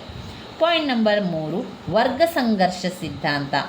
ಈ ಸಿದ್ಧಾಂತದ ಪ್ರಕಾರ ವರ್ಗ ಸಂಘರ್ಷವೇ ಮಾನವ ಇತಿಹಾಸದ ಆಧಾರ. ಎಲ್ಲ ಸಮಾಜದಲ್ಲೂ ಈ ಉಭಯ ವರ್ಗಗಳ ನಡುವಣ ಘರ್ಷಣೆ ಎದ್ದು ಕಾಣುವುದು. ಶ್ರೀಮಂತರು ಬಡವರನ್ನು ಸ್ವಾರ್ಥಕ್ಕಾಗಿ ಉಪಯೋಗಿಸುವುದು.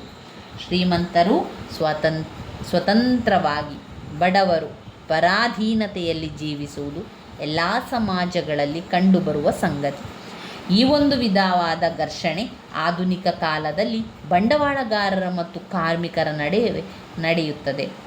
ಬಂಡವಾಳಗಾರರ ಮಿತಿಮೀರಿದ ದಬ್ಬಾಳಿಕೆಯ ಪರಿಣಾಮವಾಗಿ ಕಾರ್ಮಿಕರ ಸ್ಥಿತಿ ಚಿಂತಾಜನಕವಾಗಿದೆ.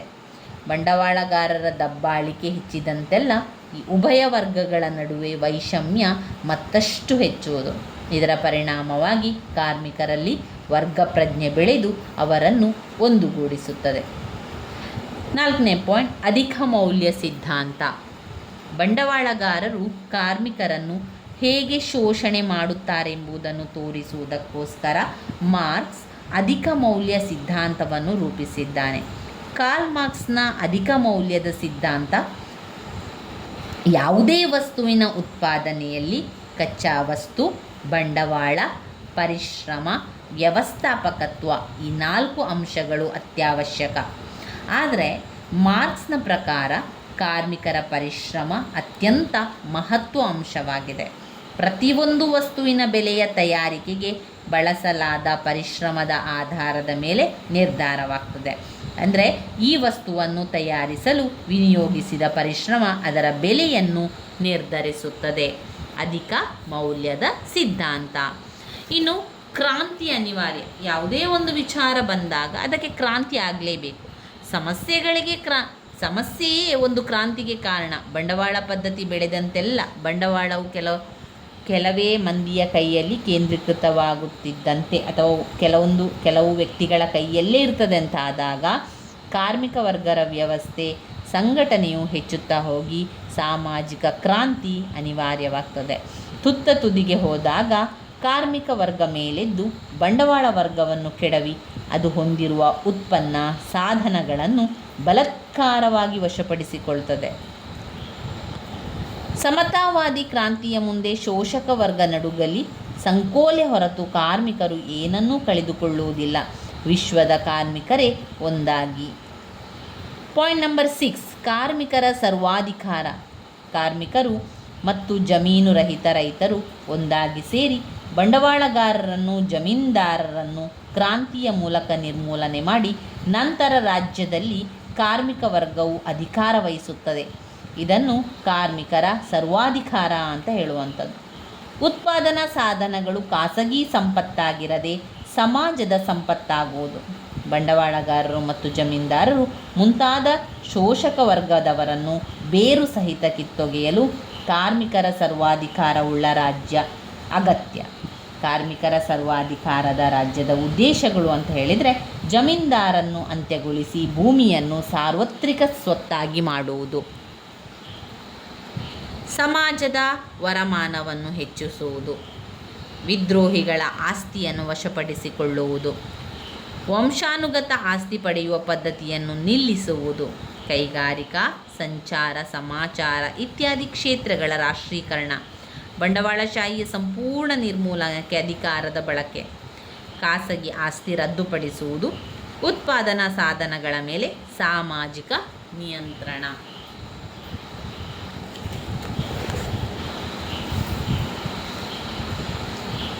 ಸಾಮಾಜಿಕ ಹಿತಕ್ಕನುಗುಣವಾಗಿ ಉತ್ಪಾದನೆ ಮತ್ತು ವಿತರಣೆ.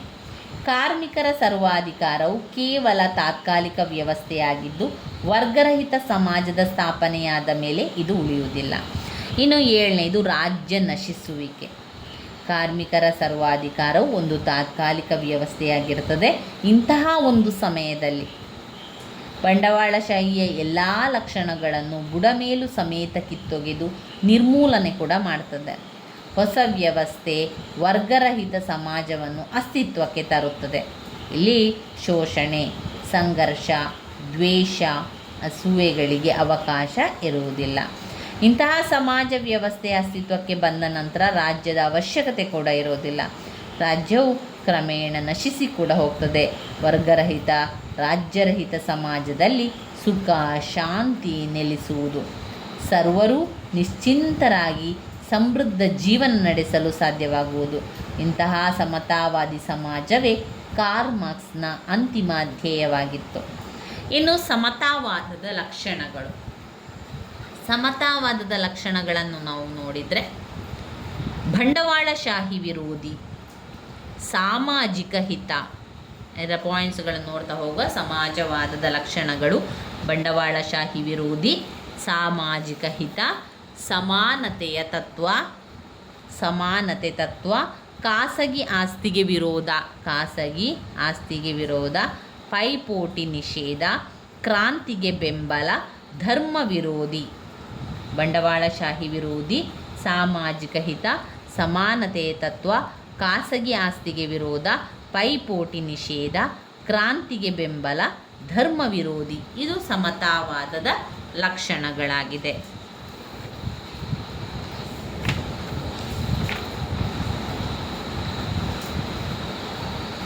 ಇನ್ನು ಬರುವಂಥದ್ದು ಘಟಕ 21. ಘಟಕ 21ರಲ್ಲಿ ಸಮಾಜವಾದದ ಅರ್ಥ ವ್ಯಾಖ್ಯೆಗಳು, ಆಮೇಲೆ ಸಮಾಜವಾದದ ವಿಧಗಳು. ಸಮಾಜವಾದದ ಅರ್ಥ ಮತ್ತು ವ್ಯಾಖ್ಯೆಗಳನ್ನು ಓದ್ಕೊಳ್ಳುವ, ಹಾಗೆಯೇ ಸಮಾಜವಾದದ ವಿಧಗಳ ಬಗ್ಗೆ ತಿಳ್ಕೊಳ್ಳುವ. ವೃತ್ತಿ ಸಂಘ ಸಮಾಜವಾದ, ಕಾರ್ಮಿಕ ಸಂಘ ಯಜಮಾನ್ಯವಾದ, ಪ್ರಜಾಸತ್ತಾತ್ಮಕ ಸಮಾಜವಾದ. ಸಮಾಜವಾದದ ವಿಧಗಳಲ್ಲಿ 3 ವಿಧ ಇದೆ. ಈ 3 ವಿಧಗಳು 15 ಅಂಕಕ್ಕೆ ಕೇಳಿರುವಂತಹ ಪ್ರಶ್ನೆ, ತುಂಬಾ ಮುಖ್ಯವಾಗಿರುವಂಥ ಪ್ರಶ್ನೆ. ಸಮಾಜವಾದದ ವಿಧಗಳು: 1 ವೃತ್ತಿ ಸಂಘ ಸಮಾಜವಾದ, ಕಾರ್ಮಿಕ ಸಂಘ ಯಜಮಾನ್ಯವಾದ, ಪ್ರಜಾಸತ್ತಾತ್ಮಕ ಸಮಾಜವಾದ. ಮೊದಲು ಸಮಾಜವಾದದ ಅರ್ಥ ಮತ್ತು ವ್ಯಾಖ್ಯೆಗಳನ್ನು ತಿಳ್ಕೊಳ್ಳುವ. ಸಮಾಜವಾದದ ಅರ್ಥಗಳಲ್ಲಿ ನಾವು ನೋಡಿದರೆ, ಸಮಾಜವಾದ ಅಂದರೆ ಏನು? ಸಮಾಜವಾದ ಅಂತ ಪದವು ಸೋಷಿಯಲಿಸಮ್, ಸೋಷಿಯಸ್ ಅಂತ ಕರೆಯುವಂಥ ಪದದಿಂದ ಬಂದಿದೆ. ಆಂಗ್ಲ ಪದದಿಂದ ಬಂದಿರುವಂತಹ ಪದ ಸಮಾಜವಾದ. Socialism, socius. ಹೀಗೆ ಸಮಾಜಕ್ಕೆ ಸಂಬಂಧಿಸಿದಂಥ ಸಿದ್ಧಾಂತವೇ ಸಮಾಜವಾದ. ಅಷ್ಟೇ, ಎಷ್ಟಿದೆ. ಸಮಾಜವಾದ ಅಂದರೆ ಏನು? ಸಮಾಜಕ್ಕೆ ಸಂಬಂಧಿಸಿದಂತಹ ವಿಷಯ ಇದ್ದರೆ ಅದು ಸಮಾಜವಾದ.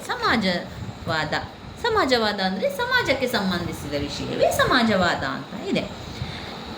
ಸಮಾಜವಾದ ಅಂತ ಹೇಳಿದರೆ ಖಾಸಗಿ ಉದ್ದಿಮೆಗಳನ್ನು ನಿರ್ಮೂಲನೆ ಮಾಡಿ, ಖಾಸಗಿ ಉದ್ಯಮಗಳನ್ನು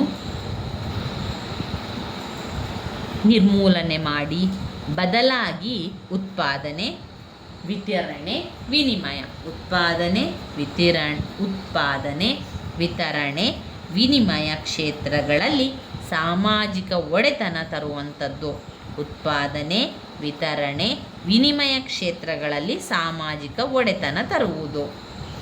ಜಾರ್ಜ್ ಬರ್ನಾರ್ಡ್ ಶಾರವರ ಅಭಿಪ್ರಾಯದಲ್ಲಿ ಸಮಾಜವಾದವೆಂದರೆ ಸಂಪತ್ತಿನ ಸಮಾನತೆ ವಿನಃ ಬೇರಾವುದೂ ಅಲ್ಲ. ಸಂಪತ್ತಿನ ಸಮಾನತೆ ವಿನಃ ಬೇರಾವುದೂ ಅಲ್ಲ.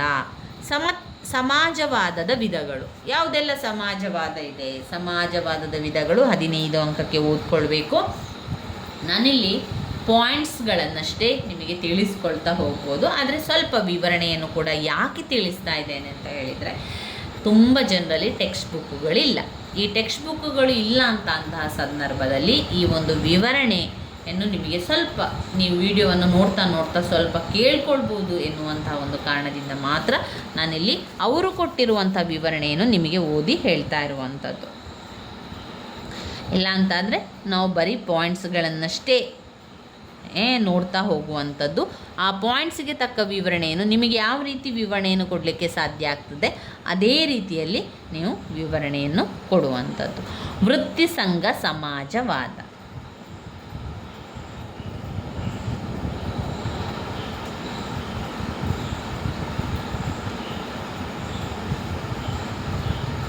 ವೃತ್ತಿ ಸಂಘ ಸಮಾಜವಾದ ಅಂದರೆ ಏನು? ಉತ್ಪಾದನಾಂಗಗಳ ಒಡೆತನವನ್ನು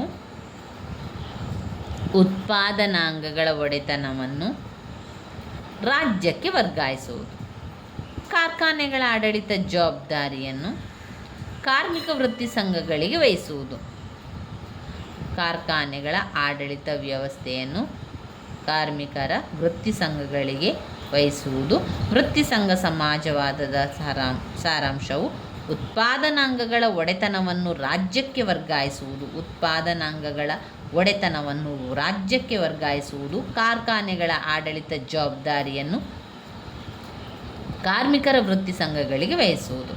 ಇನ್ನು ವೃತ್ತಿ ಸಂಘ ಸಮಾಜದ ಲಕ್ಷಣಗಳು ನೋಡಿದರೆ, ವೃತ್ತಿ ಸಂಘಗಳ ಉದ್ದೇಶವು ಕಾರ್ಮಿಕರ ಸ್ಥಿತಿಗತಿಯ ಸುಧಾರಣೆ ಮಾತ್ರ ಅಲ್ಲದೆ ಕೈಗಾರಿಕೆಯ ನಿಯಂತ್ರಣ ಮತ್ತು ಆಡಳಿತ ನಿಯಂತ್ರಣವನ್ನು ಅದು ಮಾಡಿರುವಂಥದ್ದು. ವೃತ್ತಿ ಸಂಘ ಸಮಾಜವಾದಿಗಳು ಕ್ರಮ, ವಿಕಾಸ, ಶಾಂತಿಯುತ ಮತ್ತು ಸಂವಿಧಾನಾತ್ಮಕ ವಿಧಾನಗಳ ಪರವಾಗಿದ್ದರೆ, ಧಾರ್ಮಿಕ ಸಂಘಗಳು ವೃತ್ತಿ ಸಂಘ ಸಮಾಜವಾದದ ಮುಖ್ಯ ಸಾಧನ. ಆದ್ದರಿಂದ ಕಾರ್ಮಿಕರ ಚಳವಳಿಯನ್ನು ಉತ್ತಮ ರೀತಿಯಲ್ಲಿ ಸಂಘಟಿಸಿ ಅಲ್ಲಿ ಬಲಯುತಪಡಿಸಬೇಕು. ಅದು ಕಡೆಗೆ ಬಂಡವಾಳಶಾಹಿಯನ್ನು ದುರ್ಬಲಗೊಳಿಸುತ್ತದೆ. ವೃತ್ತಿ ಸಂಘ ಸಮಾಜವಾದದಲ್ಲಿ ಕೆಲವು ವಿಮರ್ಶೆಗಳೆಲ್ಲ ಇದೆ. ಅದಾದ ನಂತರ ಬರುವಂಥದ್ದು ಕಾರ್ಮಿಕರ ಸಂಘದ ಯಜಮಾನ್ಯವಾದ.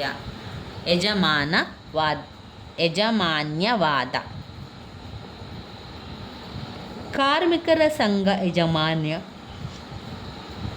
ಯಜಮಾನ್ಯವಾದವು 19ನೇ ಶತಮಾನದ ಅಂತ್ಯದಲ್ಲಿ ಫ್ರಾನ್ಸ್ನಲ್ಲಿ ರೂಪುಗೊಂಡ ಒಂದು ರೀತಿಯ ಸಮಾಜವಾದದ. ಕಾರ್ಮಿಕ ಸಂಘ ಯಜಮಾನವಾದದ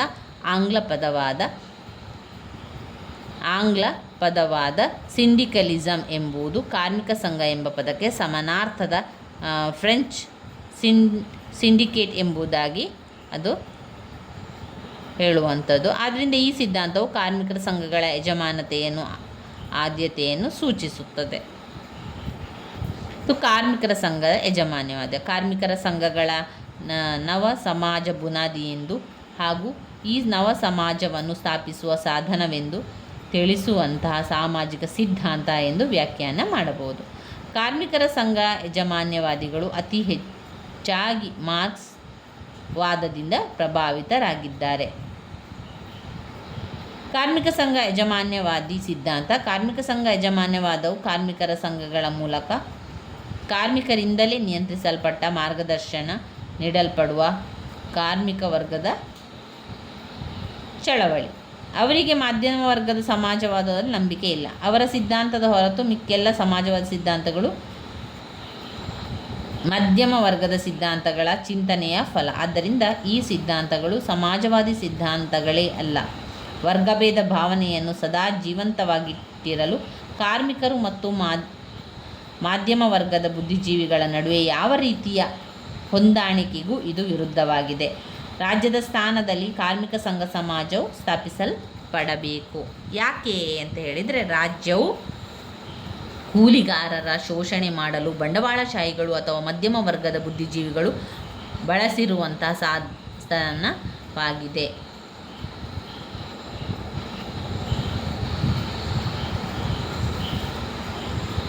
ಇದರಲ್ಲಿ ತುಂಬಾ ಪಾಯಿಂಟ್ಸ್ಗಳು ಕಾಣ್ಬೋದು.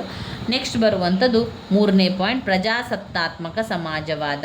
ಸಮಾಜವಾದದ ಕುರಿತಾದ ನಮ್ಮ ಚರ್ಚೆಯನ್ನು ಅಂತ್ಯಗೊಳಿಸುವಂಥ ಮೊದಲು ನಾವು ಪ್ರಜಾಸತ್ತಾತ್ಮಕ ಸಮಾಜವಾದದ ಬಗ್ಗೆ ಸ್ವಲ್ಪ ವಿಚಾರವನ್ನು ತಿಳ್ಕೊಳ್ಬೇಕು. ಬಂಡವಾಳಶಾಹಿ ವ್ಯವಸ್ಥೆಯಲ್ಲಿ ಸಮಾಜವಾದವನ್ನು ತೋರಿಸುವುದಕ್ಕೆ ಪ್ರಜಾಸತ್ತಾತ್ಮಕ ಸಮಾಜದ ಪದ್ಧತಿ ಅಂತ ಹೇಳುವಂಥದ್ದು. ಪ್ರಜಾಪ್ರಭುತ್ವ ಮತ್ತು ಸಮಾಜವಾದ ನಡುವಣ ಸಮನ್ವಯವೇ ಅದರ ಮುಖ್ಯ ಲಕ್ಷಣವಾಗಿದೆ.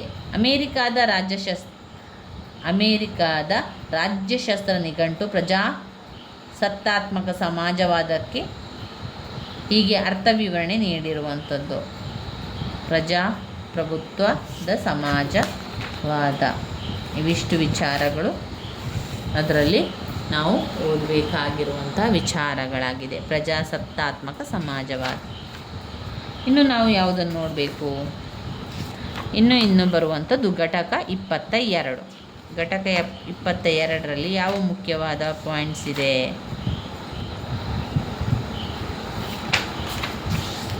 ವ್ಯಕ್ತಿವಾದದ ಸಮರ್ಥನೆ. ವ್ಯಕ್ತಿವಾದದ ಸಮರ್ಥನೆ ನ್ಯಾಯ ಮತ್ತು ನೈತಿಕ ಆಧಾರ.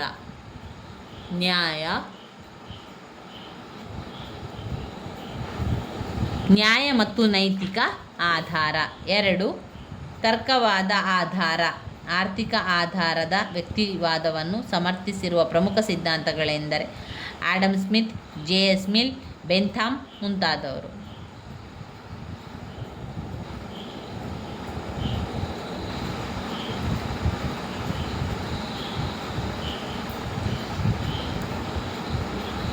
ವೈಜ್ಞಾನಿಕ ಆಧಾರ. ಇದೆಲ್ಲ ಕೂಡ ಅದರಲ್ಲಿ ಬರ್ತದೆ. ವೈಜ್ಞಾನಿಕ ಆಧಾರ.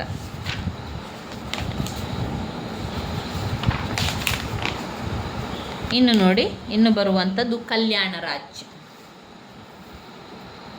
ಇನ್ನು ಬರುವಂತಹ ಮುಖ್ಯವಾದಂತಹ ಪಾಠ ಕಲ್ಯಾಣ ರಾಜ್ಯ. ವೆರಿ ವೆರಿ ಇಂಪಾರ್ಟೆಂಟ್ ಆಗಿರುವಂತಹ ಪ್ರಶ್ನೆ. 5 ಅಂಕಕ್ಕೆ, 10 ಅಂಕಕ್ಕೆ, 15 ಅಂಕ ಕೂಡ ಕೇಳುವಂತಹ ಪ್ರಶ್ನೆಯಾಗಿದೆ. ಕಲ್ಯಾಣ ರಾಜ್ಯದ ಪರಿಕಲ್ಪನೆ. ಕಲ್ಯಾಣ ರಾಜ್ಯದ ಪರಿಕಲ್ಪನೆ, ಅರ್ಥ ಮತ್ತು ವ್ಯಾಖ್ಯೆಗಳನ್ನು ನಾವು ನೋಡುವುದಾದರೆ, ಕಲ್ಯಾಣ ರಾಜ್ಯ ಅಂದರೆ ಸುಖಿ ರಾಜ್ಯವನ್ನೇ ನಾವೇನು ಹೇಳ್ತೇವೆ ಕಲ್ಯಾಣ ರಾಜ್ಯ. ವ್ಯಾಖ್ಯೆಗಳನ್ನು ನಾವು ನೋಡುವುದಾದರೆ, G.D.H. ಕೋಲ್ ಅವರ ಪ್ರಕಾರ, ಯಾವ ಸಮಾಜದಲ್ಲಿ ಪ್ರತಿಯೊಬ್ಬ ಪ್ರಜೆಗೂ ಕನಿಷ್ಠ ಜೀವಮಟ್ಟ ಮತ್ತು ಸೌಲಭ್ಯಗಳ ಭರವಸೆ ಇದೆಯೋ ಅದೇ ಕಲ್ಯಾಣ ರಾಜ್ಯ. ಯಾವ ಸಮಾಜದಲ್ಲಿ ಪ್ರತಿಯೊಬ್ಬ ಪ್ರಜೆಗೂ ಕನಿಷ್ಠ ಜೀವನ ಮಟ್ಟ ಮತ್ತು ಸೌಲಭ್ಯಗಳ ಭರವಸೆ ಇದೆಯೋ ಅದೇ ಕಲ್ಯಾಣ ರಾಜ್ಯ. ಕೆಂಟರವರ ಪ್ರಕಾರ, ನನ್ನ ಪ್ರಜೆಗಳಿಗೆ ವಿಪುಲವಾದ ಸಾಮಾಜಿಕ ಸೇವೆಗಳನ್ನು ಒದಗಿಸಬಲ್ಲಂತಹ ರಾಜ್ಯ.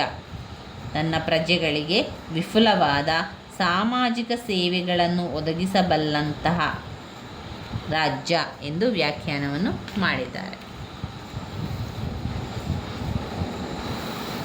ತನ್ನ ಎಲ್ಲ ಪ್ರಜೆಗಳಿಗೆ ವೃತ್ತಿ, ಆದಾಯ, ಶಿಕ್ಷಣ, ವೈದ್ಯಕೀಯ ಸಹಾಯ, ಸಾಮಾಜಿಕ ಭದ್ರತೆ ಮತ್ತು ವಸತಿಯನ್ನು ಒಂದು ನಿರ್ದಿಷ್ಟ ಹಂತದವರೆಗೆ ಒದಗಿಸಲು ಸರಕಾರವು ಸಮ್ಮತಿಸಿರುವಂತಹ ವ್ಯವಸ್ಥೆಯು ಸುಖಿ ರಾಜ್ಯ ಎಂದು ಆರ್ಥರ್ ಸ್ಲೆಶಿಂಗರ್ ವ್ಯಾಖ್ಯಾನವನ್ನು ನೀಡಿರುವಂಥದ್ದು. ತನ್ನ ಎಲ್ಲ ಪ್ರಜೆಗಳಿಗೆ ವೃತ್ತಿ, ಆದಾಯ, ಶಿಕ್ಷಣ, ವೈದ್ಯಕೀಯ ಸಹಾಯ, ಸಾಮಾಜಿಕ ಭದ್ರತೆ ಮತ್ತು ವಸತಿಯನ್ನು ಒಂದು ನಿರ್ದಿಷ್ಟ ಹಂತದವರೆಗೆ ಒದಗಿಸಲು ಸರಕಾರವು ಸಮ್ಮತಿಸಿರುವಂತಹ ವ್ಯವಸ್ಥೆಯು ಸುಖಿ ರಾಜ್ಯ ಎಂದು ಆರ್ಥರ್ ಸ್ಲೆಶಿಂಗರ್ ವ್ಯಾಖ್ಯಾನ ಮಾಡಿರುವಂಥದ್ದು. ಕಲ್ಯಾಣ ರಾಜ್ಯದ ಲಕ್ಷಣಗಳನ್ನು ನೋಡಿಕೊಳ್ಳುವ.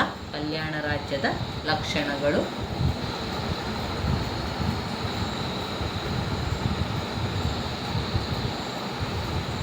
ಕಲ್ಯಾಣ ರಾಜ್ಯದ ಲಕ್ಷಣಗಳಲ್ಲಿ ಪಾಯಿಂಟ್ ನಂಬರ್ 1, ರಾಜ್ಯದ ಕಾರ್ಯಗಳು ತೆರಿಗೆ ವಸೂಲಿ, ಶಾಂತಿ ಮತ್ತು ಸುವ್ಯವಸ್ಥೆ ಏರ್ಪಡಿಸುವುದು. ಸರಿಯಾಗಿ ಕೇಳ್ತಾ ಹೋಗಿ ಸ್ನೇಹಿತರೆ. ನಾನು ಇದರಲ್ಲಿ ಅವರು ಕೊಟ್ಟಿರುವಂಥ ಪಾಯಿಂಟ್ಸ್ಗಳನ್ನು ಹೇಳ್ತಾ ಹೋಗ್ತೇನೆ. ನಿಮಗೆ ಕಲ್ಯಾಣ ರಾಜ್ಯದ ಲಕ್ಷಣ ಅಂತ ಹೇಳಿದ ಕೂಡಲೇ ಆ ಪಾಯಿಂಟ್ಸ್ಗಳನ್ನು ಬರೆದ್ರಾಯಿತು. ರಾಜ್ಯದ ಕಾರ್ಯಗಳು ತೆರಿಗೆ ವಸೂಲಿ, ಶಾಂತಿ ಸುವ್ಯವಸ್ಥೆ ಏರ್ಪಡಿಸುವುದು, ಇಷ್ಟು ಪಾಯಿಂಟ್ಸಲ್ಲಿ ಬರೆಯಿರಿ. ಇವುಗಳಿಗಷ್ಟೇ ಸೀಮಿತವಾಗಿರದೆ ಜನ ಕಲ್ಯಾಣ ಸಾಧಿಸಲು ಅಗತ್ಯವಾಗಿರುವ ಎಲ್ಲ ಕಾರ್ಯಗಳನ್ನು ಒಳಗೊಂಡಿರುತ್ತದೆ. ಜನರ ಜೀವನವನ್ನು ಆರ್ಥಿಕ, ಸಾಮಾಜಿಕವಾಗಿ ಉತ್ತಮಗೊಳಿಸುವುದು ಸರಕಾರದ ಮುಖ್ಯ ಗುರಿಯಾಗಿದೆ. ಪಾಯಿಂಟ್ ನಂಬರ್ 3, ಸರಕಾರವೇ ವೈದ್ಯಕೀಯ ಸೌಲಭ್ಯಗಳನ್ನು ಒದಗಿಸಿ ಜನತೆಯ ಆರೋಗ್ಯ ರಕ್ಷಣೆಗೆ ಸೂಕ್ತ ಕ್ರಮ ತೆಗೆದುಕೊಳ್ಳುತ್ತದೆ. ಅನಕ್ಷರತೆ, ನಿರುದ್ಯೋಗ,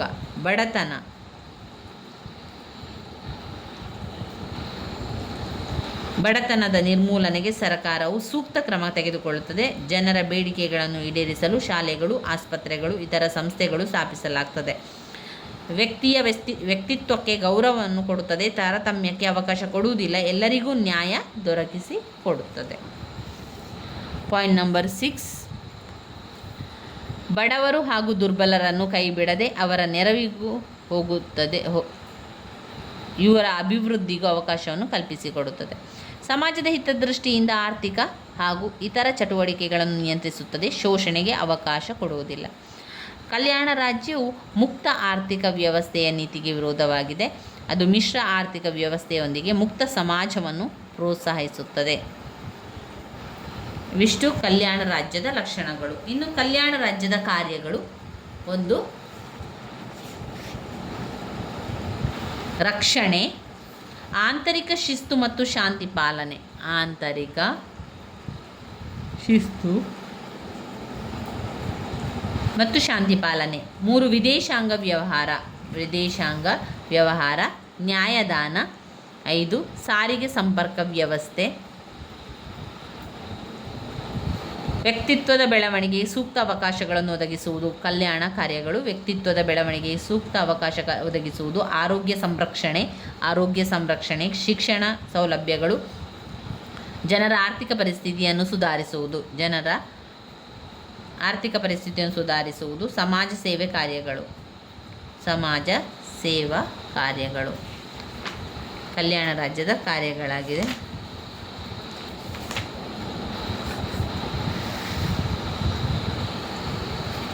ಇದರಲ್ಲಿ ಸಾಮಾಜಿಕ ನ್ಯಾಯ, ಅಂಬೇಡ್ಕರ್ ಅವರ ಒಂದು ನಿಲುವು, ಮತ್ತು ಗಾಂಧೀಜಿಯವರು ಏನು ಹೇಳಿದ್ದಾರೆ ಮತ್ತು ಅಂಬೇಡ್ಕರ್ ಅವರು ಏನು ಹೇಳಿದ್ದಾರೆ ಅಂತ ನೋಡುವಂಥದ್ದು. ಇಲ್ಲಿ ಗಾಂಧೀಜಿಯವರು ನಾವು ನೋಡಿದರೆ, ಗಾಂಧೀಜಿಯವರು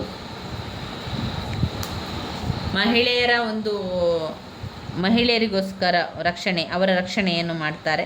ನೈತಿಕ, ಆಧ್ಯಾತ್ಮಿಕ ಅಂಶಗಳ ಬಗ್ಗೆ ಒತ್ತಾಸೆಯನ್ನು ಕೊಟ್ಟವರು. ನೈತಿಕತೆ, ಆಧ್ಯಾತ್ಮಿಕ ಅಂಶಗಳ ಬಗ್ಗೆ ಒಲವನ್ನು ತೋರಿಸಿದ್ದಾರೆ.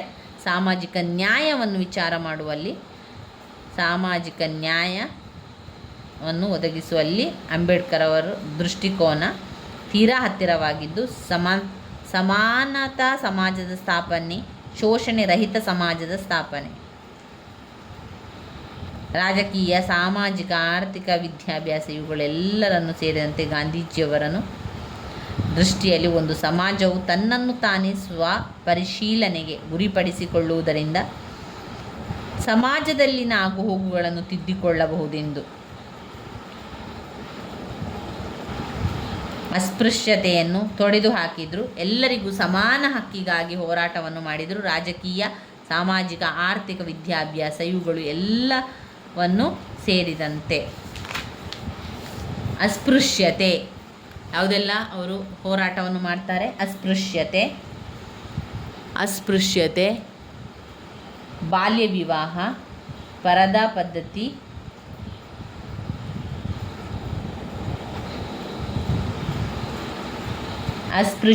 ಬಾಲ್ಯ ವಿವಾಹ, ಪರದಾ ಪದ್ಧತಿ ವಿರೋಧಿಸಿದ.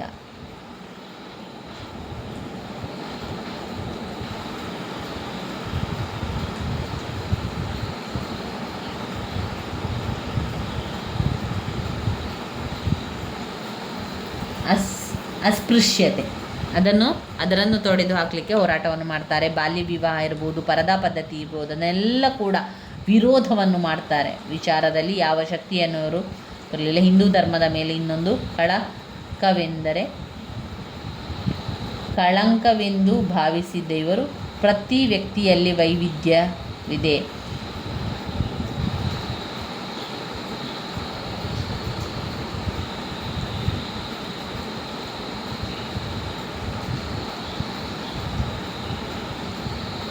ಇನ್ನು ಬರುವಂಥದ್ದು ಅಂಬೇಡ್ಕರ್ ಅವರು ಯಾವುದಕ್ಕೆಲ್ಲ ಹೋರಾಟವನ್ನು ಮಾಡ್ತಾರೆ ಅಂತ ಹೇಳಿದರೆ, ಮುಖ್ಯವಾಗಿ ವರ್ಣ ವ್ಯವಸ್ಥೆ ವಿರೋಧವನ್ನು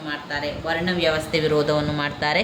ಸ್ತ್ರೀ ವರ್ಗಕ್ಕೆ ಉದ್ಧಾರಕ್ಕಾಗಿ ಜಾತಿ ಪದ್ಧತಿಯನ್ನು ತೊಡೆದು ಹಾಕುವಂತೆ ಮಾಡ್ತಾರೆ. ಸ್ತ್ರೀ ವರ್ಗದ ಉದ್ಧಾರಕ್ಕೆ ಅವರು ಪದ್ಧತಿಯನ್ನು ತೊಡೆದು ಹಾಕುವಂಥದ್ದು. ಕಾರ್ಮಿಕ ವರ್ಗಕ್ಕೆ ಸಾಮಾಜಿಕ ನ್ಯಾಯ, ಭದ್ರತೆ, ಶ್ರಮ ಪ್ರತಿಫಲವನ್ನು ನೀಡುವುದು. ಕಾರ್ಮಿಕ ವರ್ಗಕ್ಕೆ ಸಾಮಾಜಿಕ ಭದ್ರತೆ, ಶ್ರಮಕ್ಕೆ ತಕ್ಕ ಪ್ರತಿಫಲ. ಸ್ತ್ರೀ ವರ್ಗದ ಉದ್ಧಾರವನ್ನು ಮಾಡುವಂಥದ್ದು, ಕಾರ್ಮಿಕ ವರ್ಗಕ್ಕೆ ಉದ್ಧಾರವನ್ನು ಮಾಡುವುದು, ಸಾಮಾಜಿಕ ಭದ್ರತೆಯನ್ನು ಒದಗಿಸಿಕೊಡುವುದು, ವರ್ಗರಹಿತ ಮಾಡುವುದು, ವರ್ಣ ವ್ಯವಸ್ಥೆ ವಿರೋಧ ಮಾಡುವುದು, ಅಸ್ಪೃಶ್ಯತೆ ಕಾರಣಕ್ಕಾಗಿ ಹಂಚಿಕೊಂಡ ಜನಸಮುದಾಯ ಹಿತಾಸಕ್ತಿ ಸೇರಿದಂತೆ ಹಿಂದೂ ಸಮಾಜವನ್ನು ಡಾಕ್ಟರ್ ಅಂಬೇಡ್ಕರ್ ಅವರು ವಿರೋಧಿಸಿದ್ದರು. ಇವರು ವರ್ಣ ವ್ಯವಸ್ಥೆಯ ವಿರೋಧಿಯಾಗಿದ್ದು ಸಮಾಜದಲ್ಲಿ ಸಮಾನತೆಯನ್ನು ತರುವ ಪ್ರಯತ್ನವನ್ನು ಮಾಡಿದ್ದರು. ಧರ್ಮ ಮತ್ತು ಧರ್ಮಾಧಿಕಾರಿಗಳನ್ನು ವಿರೋಧಿಸಿದ್ದ ಇವರು ಜಾತಿಯು ಅಸಮಾನತೆಗೆ ಕಾರಣ, ಕೇವಲ ರಾಜಕೀಯ ಸಮಾನತೆಯು ಕೆಳಜಾತಿಗಳ ವ್ಯವಸ್ಥೆಯನ್ನು ಬಗೆಹರಿಸಲು ಸಾಧ್ಯವಿಲ್ಲ, ಆದ್ದರಿಂದ ಅವರು ರಾಜಕೀಯ ಅಧಿಕಾರವನ್ನು ಪಡೆಯಬೇಕು.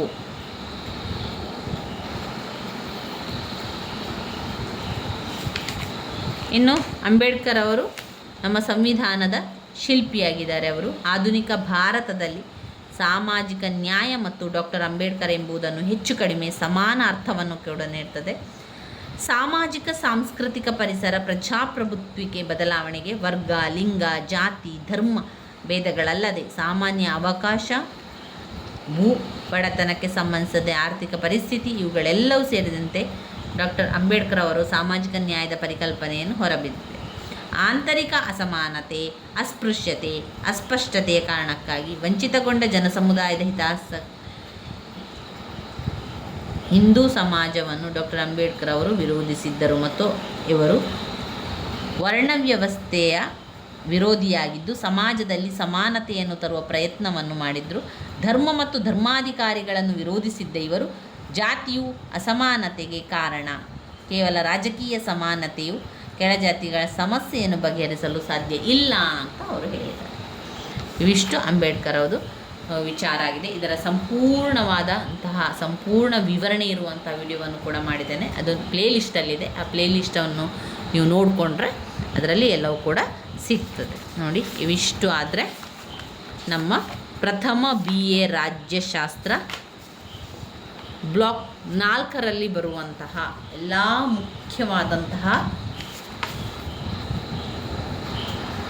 ಮುಖ್ಯವಾದಂತಹ ಪ್ರಶ್ನೆಗಳನ್ನೆಲ್ಲವನ್ನು ಕೂಡ ನಾವು ನೋಡ್ತಾ ಹೋದೆವು. ಯಾವುದನ್ನೆಲ್ಲ ಓದ್ಕೊಳ್ಬೇಕು, ಯಾವುದು ಎಷ್ಟು ಅಂಕಕ್ಕೆ ಬಂದಿರುವಂಥದ್ದು ಅಂತ.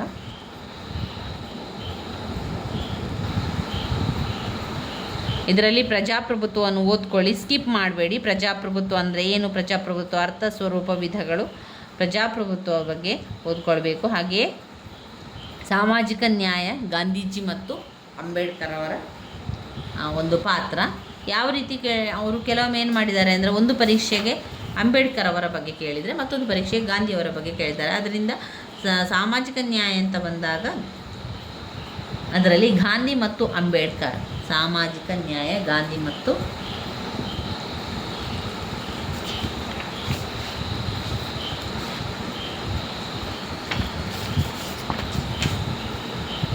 ಕಲ್ಯಾಣ ರಾಜ್ಯವನ್ನು ಓದ್ಕೊಳ್ಬೇಕು, ಸಾಮಾಜಿಕ ನ್ಯಾಯವನ್ನು ಓದ್ಕೊಳ್ಬೇಕು. ಅಷ್ಟೇ ಅಲ್ಲದೆ ಕಲ್ಯಾಣ ರಾಜ್ಯದ ಕುರಿತು ಓದ್ಕೊಳ್ಳುವಂಥದ್ದು. ಅದಾದ ಮೇಲೆ ಸಮಾಜವಾದದ ಅರ್ಥ ಮತ್ತು ಮೂಲತತ್ವಗಳು, ಪ್ರಜಾಪ್ರಭುತ್ವದ ಅರ್ಥ, ಸ್ವರೂಪ, ವಿಧಗಳನ್ನು, ಪ್ರಜಾಪ್ರಭುತ್ವ ಅರ್ಥ, ಸ್ವರೂಪ, ವಿಧಗಳನ್ನು ಓದ್ಕೊಳ್ಬೇಕು. ತುಂಬಾ ಮುಖ್ಯವಾಗಿರುವಂಥ ಪ್ರಶ್ನೆ ಕಲ್ಯಾಣ ರಾಜ್ಯದ ಪರಿಕಲ್ಪನೆ ಆಗಿದೆ. ಅವುಗಳನ್ನು ನೋಡಿಕೊಂಡು ಓದ್ಕೊಳ್ಳಿ ಸ್ನೇಹಿತರೆ. ಮುಂದಿನ ವಿಡಿಯೋದಲ್ಲಿ ಬ್ಲಾಕ್ 3ರಲ್ಲಿ ಬರುವಂತಹ ಮುಖ್ಯವಾದಂಥ ಪಾಠಗಳು ಯಾವುದಿದೆ ಅಂತ ನೋಡಿಕೊಂಡು ಓದ್ತಾ ಹೋಗುವ. ನೋಡಿ, ಬ್ಲಾಕ್ 3ರಲ್ಲಿ ಬರುವಂಥದ್ದು ಕಾನೂನು, ಸ್ವಾತಂತ್ರ್ಯದ ಅರ್ಥ, ಮಹತ್ವ, ಕಾನೂನು, ಸ್ವಾತಂತ್ರ್ಯ ಮತ್ತು ರಕ್ಷಣೋಪಾಯ, ಸಮಾನತೆಯ ಅರ್ಥ,